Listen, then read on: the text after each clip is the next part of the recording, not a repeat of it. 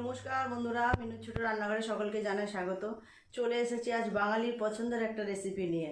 হ্যাঁ, আজকে আমি পোস্ত বানাবো, যেটার নাম বললে বাঙালির মুখে আগে জল এসে যায়। বাঙালির পছন্দের একটা খাবারের নাম বলতে বললে অবশ্যই তো পোস্তর নাম বলবে। তো আজকে আমি পোস্তটাই রান্না করব, তবে শুধু পোস্ত আলু নয়, ঝিঙে আলু পোস্ত দিয়ে দারুণ স্বাদের একটা রেসিপি বানিয়ে আপনাদের সাথে শেয়ার করব। চলুন। ঝিঙে আলু সব কেটে ধুয়ে পরিষ্কার করে নিয়েছি। কচি কচি সুন্দর সুন্দর ঝিঙেও নিয়ে এসেছি অনেকটা। ঝিঙে আলু পোস্তটা বানাবো, তার জন্য এখানে ঝিঙে আলু কেটে ধুয়ে পরিষ্কার করে নিয়েছি। এখানে টমেটো দেবো, টমেটোও কেটে নিয়েছি। আর পোস্তটা এখানে আছে, পোস্তটা বেটে নেব সুন্দর করে। এইরকম ঝিঙে আলু পোস্ত খেতে তো সবাই ভীষণ ভালোবাসে। আর এখন গরমের সময় এত বাজারে ঝিঙে পাওয়া যাচ্ছে, একটু ঝিঙে আলু পোস্ত না করলে হয়? ঝিঙে আলু পোস্ত বানাবো, তার জন্য আমি কড়াই চাপিয়ে দিয়েছি। কড়াই গরমও হয়ে গেছে, পরিমাণ মতো তেল দিয়ে দেবো। তেলের উপরে দিয়ে দেবো অল্প একটু কালো জিরে, দিয়ে দেবো ঝিঙেগুলো।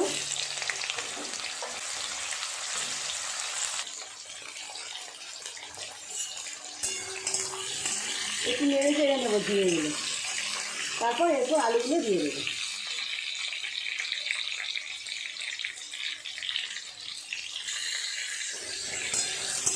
ঝিঙেটা ভালো করে নেড়ে চেড়ে নিয়েছি, দিয়ে দেবো কেটে রাখা আলু। আলু দেওয়ার পর ঝিঙে আলু খুব ভালো করে আরেকটু নেড়ে চেড়ে ভেজে নেব।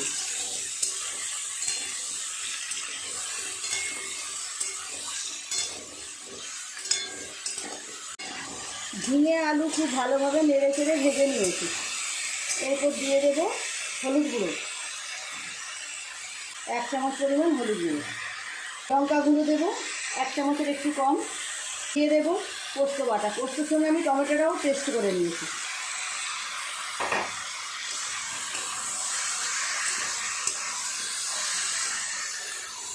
খুব ভালো করে একটু কষাতে হবে এইভাবে।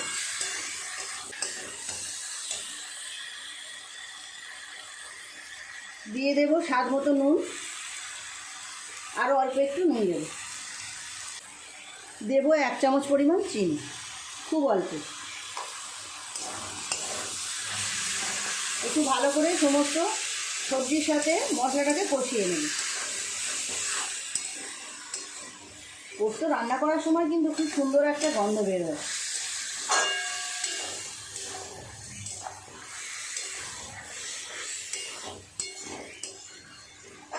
এইরকম পোস্তর তরকারি ভাত দিয়েও খেতে ভালো লাগে, রুটি দিয়েও কিন্তু দুর্দান্ত লাগে খেতে।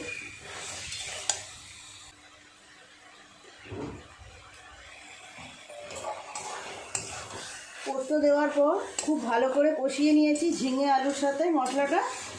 এবার জল দিয়ে দেবো। আমি তো ঝিঙেগুলো একটু বড় বড় করে কেটেছি, আপনারা চাইলে একটু ছোটো করেও কাটতে পারেন। সিদ্ধ হয়ে গেলে একদম দেখা যাবে না ঝিঙেগুলো, সেই জন্য আমি একটু বড় বড় করে কেটেছি। মিক্সির জার ধোয়া জল দেব। মিক্সির জারে অনেকটা পোস্ত লেগেছিল, আরও অল্প একটু জল দেব।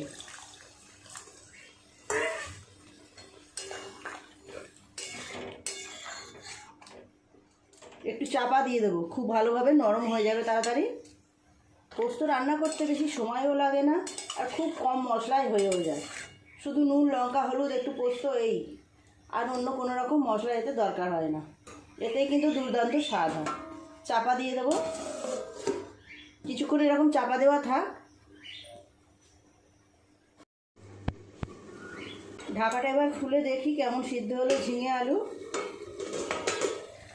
অনেকক্ষণ এইভাবে ঢাকা দিয়ে সিদ্ধ করলাম।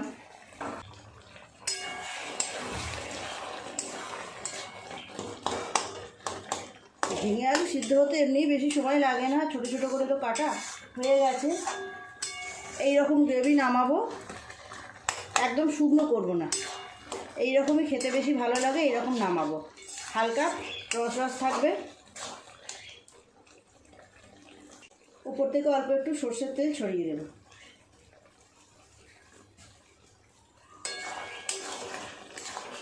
নামিয়ে নেবো অন্য জায়গায়। পুরোপুরি রেডি হয়ে গেছে ঝিঙে আলু পোস্ত।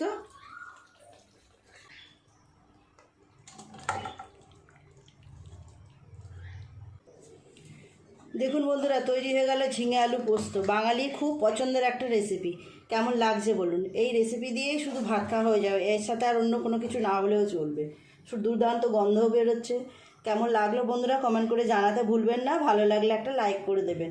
আমার চ্যানেলটি এখনও পর্যন্ত যারা সাবস্ক্রাইব করেনি প্লিজ আমার চ্যানেলটি সাবস্ক্রাইব করে পাশে থাকা বেল ঘন্টিটা ক্লিক করে দেবেন। তাহলে যখনই আমি এরকম নতুন নতুন সুন্দর সুন্দর ভিডিও আপলোড করব সবার আগে তা আপনার নোটিফিকেশনে পৌঁছে যাবে। সবাই খুব ভালো থাকবেন। দেখা হচ্ছে পরের দিন নতুন কোনো রেসিপির সাথে। নমস্কার।